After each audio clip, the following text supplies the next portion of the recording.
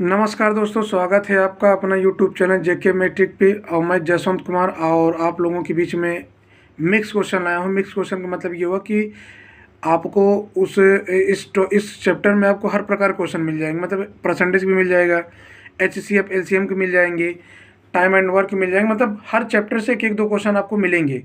और जो विद्यार्थी पहला वीडियो नहीं देखे हैं मिक्स क्वेश्चन को, वो जाके आप पहला वीडियो देखिए, तो आप दूसरा वीडियो देखेंगे तो आपको अच्छा समझ में आएगा। आइए देखते हैं आपको पहला क्वेश्चन क्या कह रहा है। यहाँ दिया HCF दिया 1,8 दिया है और LCM कितना दिया 1,8 दिया, और इसका LCM कितना दिया है 24 हो, तो ए का मान क्या होगा। अब ए की वैल्यू निकालना है तो एक के स्थान पे आप ऑप्शन रखिए। देखिए, अगर हम एक स्थान क्या रख देते हैं 12, तो ये हो जाएगा 12 12 कॉमा कितना हो जाएगा 8 हो जाएगा। क्या 12 और 8 का HCF 4 होता है? तो देखिए, HCF निकालने का तरीका ये है कि हमने आपको बताया था, अगर 8 का अगर आप 12 में भाग देंगे तो आपका ये एक बार जाएगा, बचेगा आपका 4, फिर 4 से भाग देंगे किसमें 8 में, तो 4 दूनी 8, मतलब कि देखिए पूरा कट गया। तो 12 और 8 का जो HCF आया 4 बिल्कुल राइट है। आइए ये देखते हैं, अगर हम यहाँ पे एक स्थान क्या रख देते हैं, एक के स्थान पे अगर हम रख देते हैं कितना 12, तो 12,8 क्या एलसीएम देखिए इसका 24 आता है। देखिए 2 छंग 12, 2 चौक 8, 2 तीन 6, 2 दूनी 4, 3 2, यहाँ पे 2, देखिए 2 दूनी 4, 4 तीन 12, 12 दूनी 24। देखिए एलसीएम कितना आ गया हमारा 24 आ गया। तो वो भी कह रहा था कि तो यहाँ कौन संख्या रखें, अगर हम 12 रख देंगे तो हमारा एचसीएफ कितना आ जाएगा 24, और जो है सॉरी एलसीएम आ जाएगा 24 और एचसीएफ कितना आ जाएगा 4। तो आपका आंसर कौन सा हो गया, पहला वाला। आपका अगला क्वेश्चन कह रहा है, एक कमरे की लंबाई 10% घटाई जाती है। कितने प्रतिशत? 10% घटाई जाती है तथा चौड़ाई 20% घटाई गई, जबकि ऊंचाई 5% बढ़ाई गई। इस प्रकार कमरे के आयतन में कितने प्रतिशत का परिवर्तन हुआ? तो आपको मालूम है कि अब अगर आपको आयतन निकालना है, कह रहा कि एक कमरे की लंबाई इतना 10% घटाई गई और चौड़ाई 20% घटाई गई, और जबकि ऊंचाई 5% बढ़ाई गई। इस प्रकार कमरे के आयतन, आपको मालूम है कि आयतन का सूत्र होता है कमरे का आयतन सूत्र। देखिए कमरे के आयतन का सूत्र, अगर कमरे का आयतन निकालना है तो क्या लिखेंगे हम, LBH। क्या लिखेंगे, LBH, लंबाई गुणे चौड़ाई गुणते ऊंचाई। यहाँ देखिए 10% घटाई गई, तो 10% घटाई गई कि इसका मतलब ये हुआ कि पहले आप मान लीजिए कि कोई कमरा था, उस कमरे की लंबाई कितनी थी 10 थी, चौड़ाई कितनी थी 10 थी, ऊंचाई कितना थी 10, तो इसका जब गुणा करेंगे तो कितना आ जाएगा 1000 आ जाएगा। तो हमने मान लिया कमरे का जो आयतन था 1000 वर्ग मीटर था, 1000 घन मीटर था। अब इसका हम क्या निकालेंगे, अब हुआ कि 10% की घटाई गई। अगर हम 10 का 10% निकालेंगे, देखिए 10 का 10% निकालेंगे तो कितना आएगा 1 आएगा, तो 10 में से 1 घटा दीजिए तो कितना आ गया 9 आ गया। फिर 20% घटाया गया, 10 में 2 घटा दीजिए क्योंकि 10 का 20% 2 ही होगा, तो 8 आ जाएगा। और फिर कह रहा है कि 10% बढ़ाई गई, उस 5% बढ़ाया गया, तो 10 का 5% आप निकाल लीजिए, तो ये 0 0 कट जाएगा, कितना आ जाएगा 0.5 आ जाएगा। तो यहाँ कितना लिख देंगे हम 0.5। तो इनका सब आप गुणा कर लीजिए, और इनका जब गुणा करेंगे तो आपका आंसर आएगा 756 आएगा। कितना आ जाएगा 756 आ जाएगा। तो ध्यान दीजिए, पहले हमारा आयतन कितना था 1000 था, अब आयतन कितना हो गया 756 हो गया, तो मतलब घट गया ना। अगर हम आपसे पूछे कितना घटा तो आप बताएंगे 244 घटा। कितना घटा 244, कितने में से घटा 1000 में से घटा, और गुणते क्या हो गया 100 हो गया। 1 2 1 2, एक अंक पर दशमलव लगा दीजिए। जब आप दशमलव लगाएंगे तो 2.44% और 2.44% आया, 2.44 नहीं 24 आएगा, क्योंकि एक अंक पर दशमलव तो यहाँ दशमलव लगेगा, तो 24.4% क्या आई, हानि आई। फिर समझ लीजिए, एक बार फिर बता दे रहा हूँ। कोई कमरा था, लंबाई चौड़ाई ऊंचाई हमें नहीं मालूम है, तो हमने मान लिया क्या लंबाई चौड़ाई ऊंचाई 10 10 था, तो गुणा कर लिया, कितना आ गया 1000 आ गया। तो कह रहा है कि लंबाई में 10% घटाया गया, तो 10 को 9 लिख दिया गया, क्योंकि 10 का 10% 1 होता है। फिर 10% फिर घटाएगा, फिर 10 में से आप कितना गया 20% घटाएगा, 10 का 20% 2 होगा, और 10 में 2 घटा देंगे 8 आ जाएगा। और फिर ऊंचाई में 5% वृद्धि हो गई, तो 5% की वृद्धि हो गई, तो इसका मतलब ये हुआ कि ये हो गया 10, कितना हो गया 10.5 हो गया। फिर इनके गुणा करने पे कितना आ गया 756 आ गया।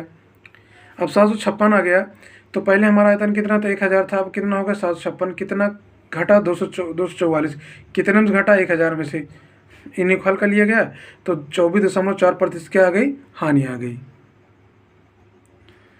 आपका अगला क्वेश्चन है, किसी कमरे के 15 मीटर 17 सेंटीमीटर लंबे और 9 मीटर और 2 सेंटीमीटर चौड़े फर्श पर लगाई जा सकने वाली वर्गाकार टाइलों की न्यूनतम संख्या क्या होगी। तो वर्गाकार टाइलों की न्यूनतम संख्या पूछ रहा, तो पहले काम कीजिए, इस मीटर को सेंटीमीटर बनाइए। जैसे 15 मीटर है तो 1 मीटर में 100 सेंटीमीटर, तो 15 मीटर में कितने सेंटीमीटर था, आप बताएंगे 1500 सेंटीमीटर और प्लस 17, इनको जोड़ देंगे तो हो जाएगा 1517 सेंटीमीटर। फिर आगे देखिए 9 मीटर तो आओगे 900 सेंटीमीटर और प्लस 2 सेंटीमीटर, इसको करेंगे तो 902 सेंटीमीटर आ जाएगा, आपका 902 सेंटीमीटर आ जाएगा। अब हुआ क्या कि जो है 9 मीटर 2 सेंटीमीटर चौड़े फर्श पर लगाई जा सकने वाली वर्गाकार टाइलों की न्यूनतम संख्या कितनी होगी। तो 902 और 1517 का आप जो है HCF ज्ञात के लीजिए, क्योंकि आपको मालूम है कि अगर हमें वर्गाकार टाइलों की न्यूनतम संख्या निकालना है तो आपको मालूम है कि ये आपका आयताकार है और आयत का क्षेत्रफल होता है लंबाई गुणे चौड़ाई। देखिए आयत का क्षेत्रफल होता है लंबाई गुणे चौड़ाई, तो 1517 गुणते 902 बटा कितने लिख देंगे, 1517 और 902 का आप HCF ले लीजिएगा, और HCF कितना आएगा मैं बता दे रहा हूँ, 1517 और 902 का जो HCF आएगा वो आपका 41 आएगा। कितना आएगा, 41 निकाल लीजिएगा। अब और यहाँ कह रहे हैं वर्गाकार टाइल और वर्ग का क्षेत्रफल होता है भुजा स्क्वायर, तो आप लिखेंगे 41 गुणते 41, ठीक है दोस्तों। और 41 37 में 1517 होता है, कितना होता है 41 37 में 1517, और 41 22 में 902, और 37 और 22 का क्या कर दीजिए आप गुणा, जब गुणा करेंगे तो 814 आ जाएगा। तो वर्गाकार टाइलों की न्यूनतम संख्या कितनी होगी, 814 होगी। आपका अगला क्वेश्चन है, गुणनफल 21 53 की पावर 167 में इकाई अंक ज्ञात करना है। देखिए इकाई अंक ज्ञात करना है तो मैं आपको बताऊँ, जो भी घात हो उसको 4 से भाग दे दो। 167 को भाग देंगे तो 4 चौक 16, कट गया 7 गया, एक बार जाएगा तो कितना है 3 है। ये जो शेषफल बचता है इसका जो स्टार्टिंग अंक है 3 है, इसी घात 3 लिख दीजिए, और 3 घनमूल कितना तो 27, और 27 की इकाई अंक क्या है 7, यही आपका आंसर हो गया। अगला क्वेश्चन है, कह रहा है आपका, यदि एक भिन्न के अंश को 20% और उसके हर को 25% बढ़ा दिए। देखिए कोई भिन्न है, वो भिन्न क्या है मान लिए, वो भिन्न हमारा x बटा कितना है y है। यदि एक भिन्न के अंश में, अंश होता है ऊपर, 20% बढ़ाया गया तो आप लिख दीजिए 120/100 लिख दीजिए, 20% बढ़ाया गया।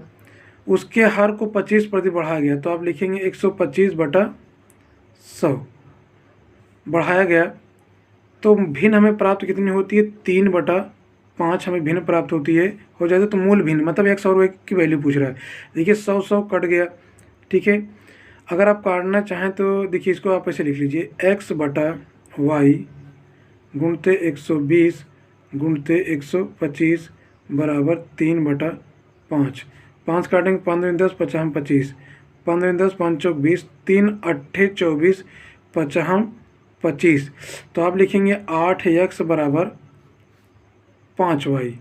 तो x इसे रहने दीजिए, y को यहाँ पे लाइए, 5 को रहने दीजिए, 8 को यहाँ लाइए, तो मूल भिन्न हमारा कितने है 5/8 आपका मूल भिन्न, यही आपका आंसर हो जाएगा।